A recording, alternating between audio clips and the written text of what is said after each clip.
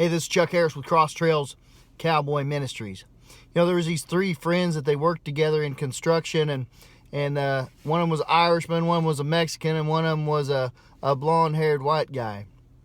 Well, one day they're sitting at about 20 stories up eating their lunch, and the Irishman opened up his lunch box, and he seen corned beef and cabbage, and he said, man, if I get corned beef and cabbage one more day, he says, I'm just going to jump off this building.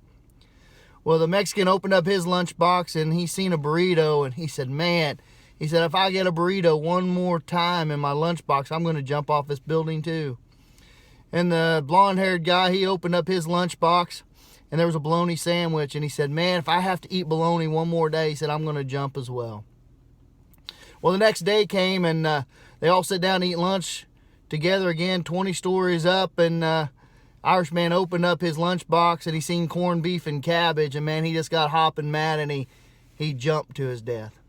The Mexican, he opened up his lunchbox and found a burrito, and man, he just got hotter than a pepper, and he jumped off the building as well. And the blonde guy, he opened up his lunchbox and he saw bologna sandwich, and he jumped off to his death as well. Well, they all had their funerals, and the Irishman's wife said, you know, she said, if I would have realized he was so tired of corned beef and cabbage, I certainly would have given him something else for his lunch. And the Mexican's wife said, you know, if I'd only known he was tired of burritos, I could have packed him anything else, a taco, an enchilada, whatever. She said, if I'd only known. And everybody looked at the blonde guy's wife, and she said, hey, don't look at me. That idiot packs his own lunch.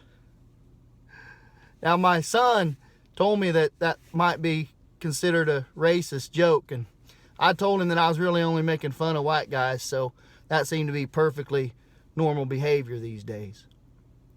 You know, but James, in James 1:20 through 21, it talks about human anger.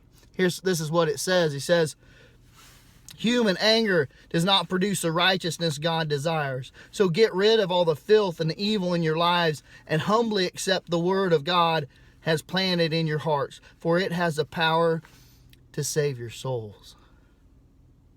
Now, if that little joke angered you, I'm sorry. But I hope it at least made a point. And if it angered you so, maybe you're a little too thin-skinned. That's all I got. Sermon in a minute.